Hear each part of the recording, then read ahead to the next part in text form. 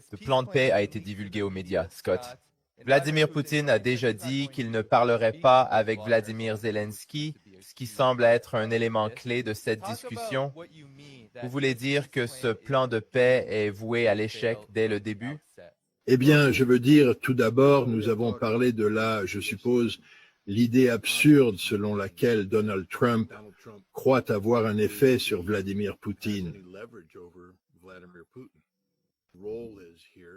Vous savez, il a essayé de se distancier du conflit russe-ukrainien en disant que s'il était président en 2020, eh bien, s'il avait gagné les élections de 2020 et était président en 2021, cette guerre ne se produirait jamais. Il ne laisserait pas ça se produire. Et Vladimir Poutine, je pense, dans un effort de caresser l'ego de Donald Trump, a insinué la même chose. Cependant, ce n'est pas le cas. Je veux dire, soyons honnêtes, c'est la guerre de Donald Trump. Le mouvement de troupes que les Russes ont fait au printemps 2021 est dû à la politique américaine sur l'Ukraine pendant la présidence de Donald Trump. Nous n'oublions jamais que c'est sous Donald Trump en 2017 que l'armée américaine a commencé à entraîner un bataillon de troupes ukrainiennes tous les 55 jours dans l'ouest de l'Ukraine, dans le but déclaré de se diriger vers l'est pour combattre les Russes, pour libérer le Donbass. C'était la mission des forces américaines sous Donald Trump. Des centaines de millions de dollars de missiles Javelin, missiles Stinger et autres équipements militaires ont été fournis à l'Ukraine sous Donald Trump. La Russie a été soumise à de sévères sanctions économiques en raison de leur réaction à la prise du pouvoir des banderas nazis de droite en février 2014 et à la tentative d'éradicer les populations russes de Crimée et de Donbass.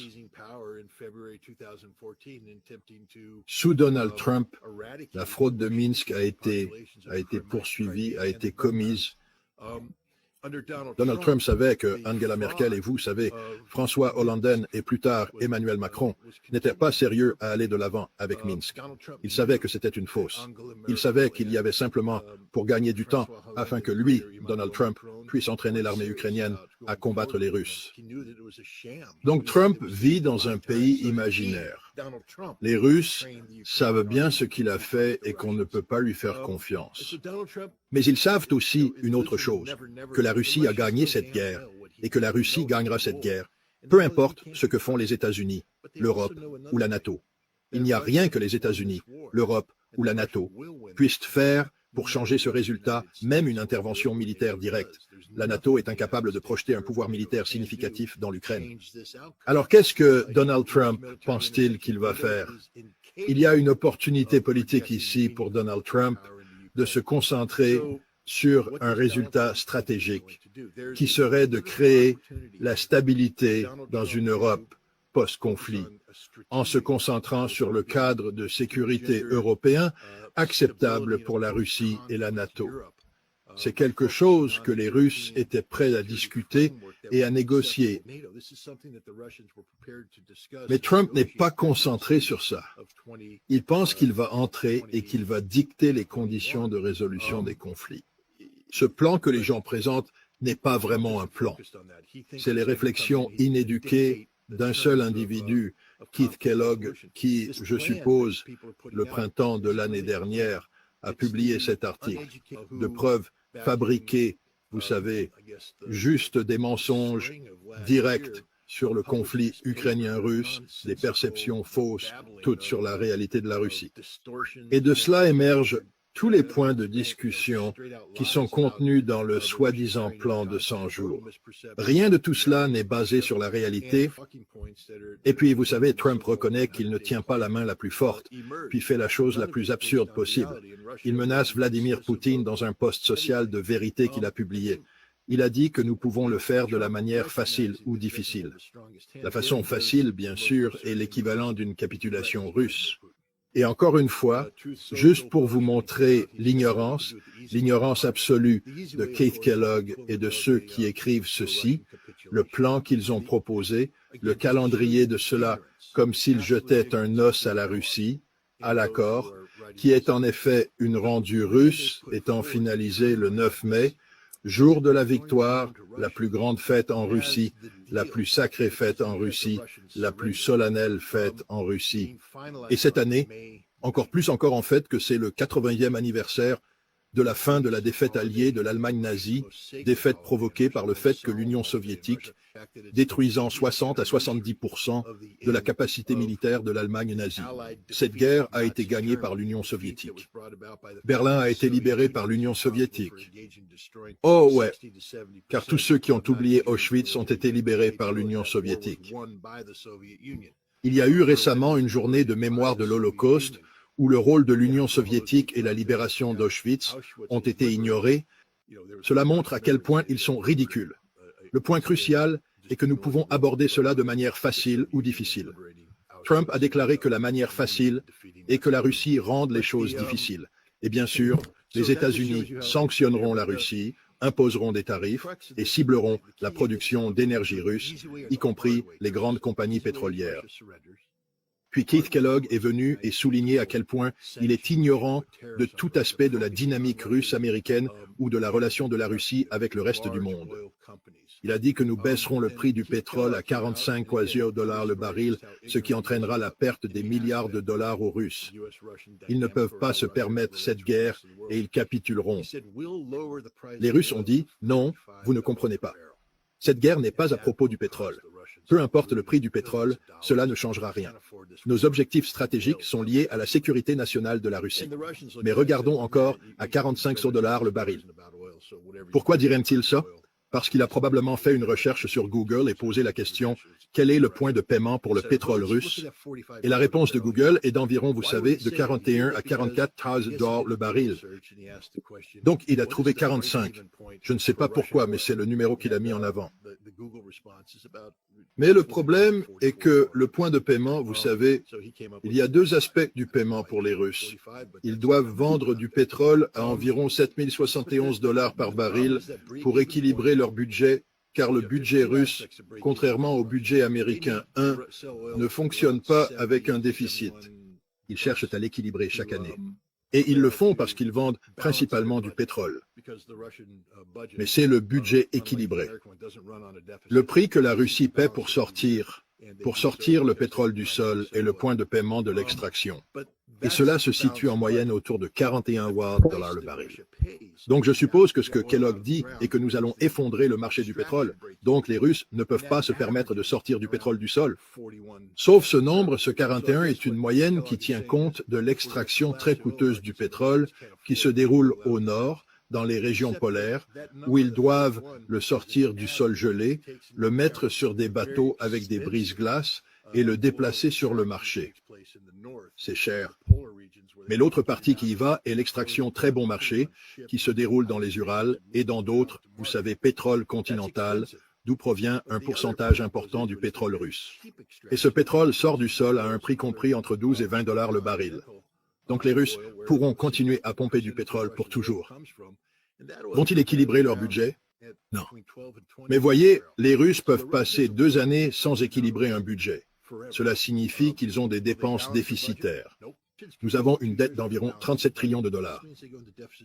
La Russie n'en a pas, mais c'est OK. Eh bien, Donald Trump affirme que nous irons chez les Saoudiens. Nous leur demanderons de nous aider à réduire le prix, impliquant que les Saoudiens devraient augmenter leur production déjà élevée. Le point de paiement saoudien pour leur budget est d'environ 85 $ le baril. Ils perdent déjà de l'argent actuellement. Mais la pause saoudienne, vous savez, l'extraction, le coût de production d'un baril de pétrole est d'environ 10 $. Donc vous voyez, vous pouvez le baisser à 45. L'Arabie saoudite pourra extraire du pétrole toute la journée sans perdre d'argent. Ils ne font simplement pas d'équilibrage budgétaire.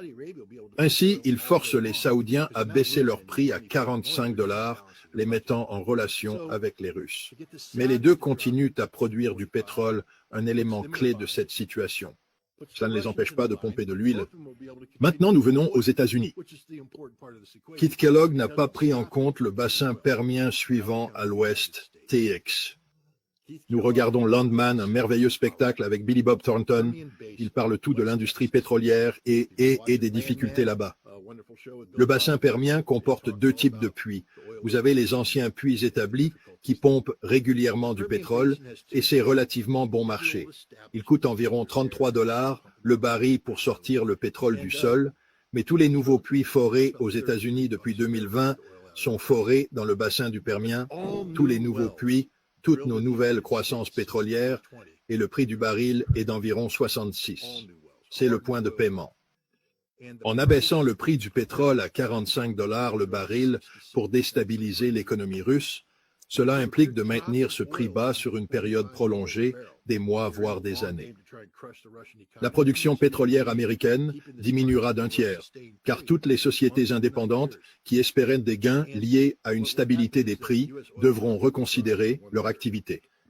Le gouvernement américain avait annoncé une stabilité autour de 68 $ le baril avec des fluctuations mineures.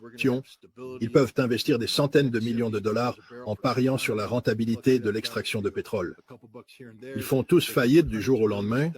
Le boom a fait baisser le prix du pétrole en dessous de 50 $. Le nouveau forage du bassin du Permien s'est effondré et un tiers de la production de pétrole américaine a disparu. Ces gens font faillite. Et si Westix fait faillite, les États-Unis font faillite. C'est un problème. Tu sais, Keith Kellogg a-t-il considéré cela lorsqu'il a publié ce numéro? La répétition d'un mot n'est pas seulement ennuyeuse, mais peut aussi occulter le message important que l'on veut transmettre. Le fait est ça qu'ils ne l'ont pas fait. Ils ne savent pas ce qu'ils font. Ils essaient de jouer à un jeu dur, mais ils n'ont pas les points de données. Ils sont juste là-bas à gonfler la poitrine et à faire des bêtises. Et vous savez, c'est la réalité. La voie difficile sera que si vous empruntez la voie difficile, elle retournera aux États-Unis. Tout comme les sanctions de l'économie russe en 2021-2022 ont repris l'Europe et détruit l'économie européenne, la manière difficile de Trump finira par détruire l'économie américaine. Eh bien, je suis content que vous ayez évoqué cette campagne de pression maximale que Donald Trump et son administration proposeront. Je ne sais pas si vous l'avez vu, mais Marco Rubio a parlé avec le haut représentant des États-Unis et a également réitéré qu'ils soutiennent les États-Unis. L'administration de Donald Trump soutient les sanctions contre la Russie, augmentant les sanctions afin de forcer la Russie à la table. Vladimir Poutine et la Russie ont déjà averti que cette stratégie n'aura aucun effet et qu'ils n'en tiennent même pas compte. Cependant, Scott, ma question est-ce une indication que l'administration Trump ne prend pas les négociations au sérieux ou avez-vous une autre opinion? Je crois que l'administration Trump et le président lui-même sont confrontés au fait que les formulations simplifiées de Keith Kellogg ne fonctionnent pas. Il y a des rumeurs sur un appel entre Trump et Poutine, mais il n'a pas encore eu lieu. Les gens se demandent pourquoi, car ils ne sont pas prêts. Trump a une opportunité ici. Une chance d'y aller et de prouver à Vladimir Poutine qu'il peut être un courtier pour la résiliation du conflit. Mais cela ne peut arriver que si les conditions des Russes, de la Russie, sont respectées. Lorsque la Russie a commencé ce conflit, elle a déclaré avoir des objectifs fondamentaux. Un, c'est que l'Ukraine ne le fera jamais, jamais, jamais, jamais. Je pense que c'est une chanson de Taylor Swift. Je ne le ferai jamais, jamais, jamais, jamais, jamais. Mais l'Ukraine ne sera jamais, jamais, jamais membre de NATO ever. Pas une période d'attente de 20 ans, une période d'attente de 30 ans. 50, jamais, jamais soyez membre de la NATO.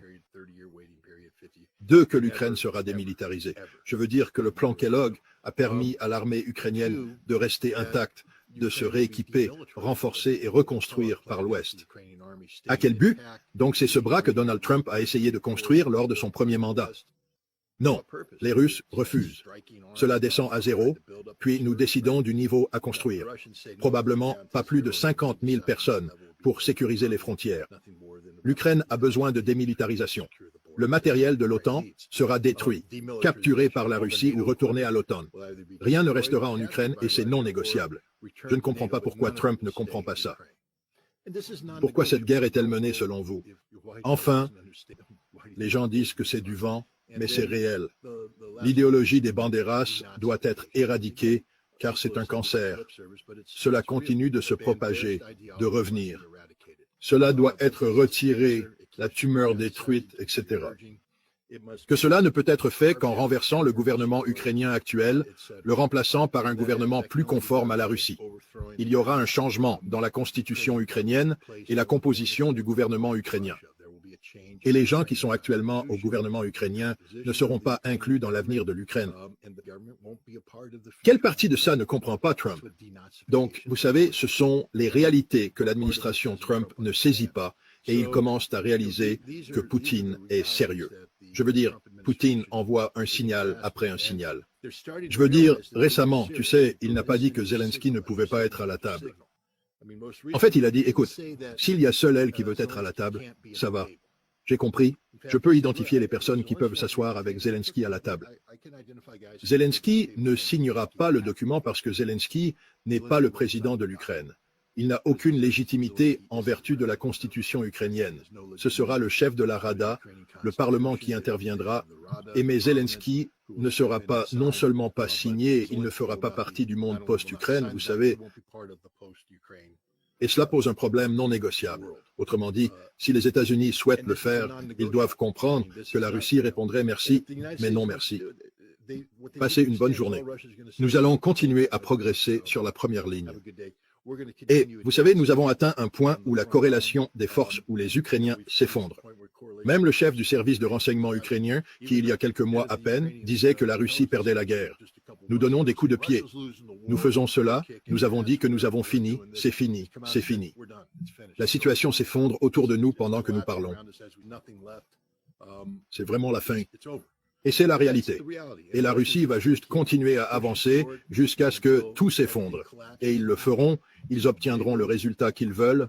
Maintenant, toutes ces personnes ont mis le petit drapeau ukrainien sur leurs réseaux sociaux, vous savez, et ils ont dit « Oh, regarde-moi, je suis une bonne personne parce que je m'intéresse aux Ukrainiens. » Comprends ça. Si vous continuez à exprimer la fourniture continue de matériel militaire à l'Ukraine, vous condamnez à mort des centaines de milliers d'Ukrainiens. Laissez-moi expliquer comment ça marche, les gars. OK, en ce moment, il y a une sorte d'équilibre qui a été un équilibre sur le champ de bataille qui n'est pas à l'avantage de l'Ukraine. Nous parlons d'une guerre d'attrition où la Russie a dicté les conditions du conflit sur l'Ukraine sur la base des réalités, alors que la Russie a perfectionné l'art de détruire les Ukrainiens. Vous savez, normalement, lorsque vous effectuez des opérations offensives contre un défenseur, vous voulez un ratio minimum de 3 à 1, de 3 à 1, parce que c'est le genre de victime que vous allez subir, que vous allez perdre beaucoup plus de gars attaquant une position défendue creusée. J'ai parlé à des journalistes russes qui disent aujourd'hui, dans certaines de ces batailles, que le ratio de victimes est de 20 à 1. Les Ukrainiens n'ont aucune chance. Les Russes ont une puissance de feu supérieure, un contrôle total de la zone tactique, et ils entourent, bombardent les Ukrainiens dans leurs bunkers, les forçant à se rendre ou à mourir. Et c'est un ratio de 20 à 1 victime. Les Russes ne perdent parfois personne dans ces grandes batailles. Ils ont un contrôle total. Maintenant, je sais que tu as dit, eh bien, ce n'est pas ce qu'on nous dit qu'ils commencent à dire la vérité maintenant. La BBC est sortie et il a flotté quelques chiffres qui sont plus proches de la vérité que quelqu'un en Ouest n'a été prêt à reconnaître. Il parle de 95 à 98 000 morts russes. C'est le ministère de la Défense qui rapporte ces chiffres. Il faut ajouter Wagner et les forces volontaires. En totalisant tous ces chiffres depuis le début de la guerre, on atteint environ 140 à 150 000 morts russes. C'est beaucoup. Il nous a fallu 10 ans pour perdre 58 000 hommes au Vietnam. Donc ici, cela vous montre l'intensité de la guerre. Les Ukrainiens ont perdu plus d'1 million de morts. C'est la réalité et personne ne veut l'admettre, mais c'est réel. La BBC commence à reconnaître que c'est la vérité. Rappelez-vous, nous parlons de morts.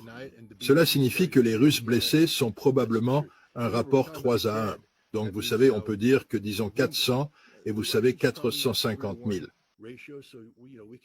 Vous savez que 5 ou 600 000 victimes russes dans l'ensemble des Ukrainiens, ce ne sera pas 3 contre 1. L'une des raisons pour lesquelles les 1,1 million de chiffres sont si grands, c'est que les Ukrainiens sont mauvais à sortir leurs gars de la bataille. S'ils abandonnent leurs morts, il y a des morts enterrés là-bas, et il faudra des années pour les trouver lorsque cette chose sera terminée. Vous regardez probablement 1,5 million de victimes ukrainiennes. Nous sommes donc environ 2,5 millions de victimes ukrainiennes dans ce conflit. C'est réel. C'est les réels chiffres. C'est pourquoi les Ukrainiens manquent de main-d'œuvre.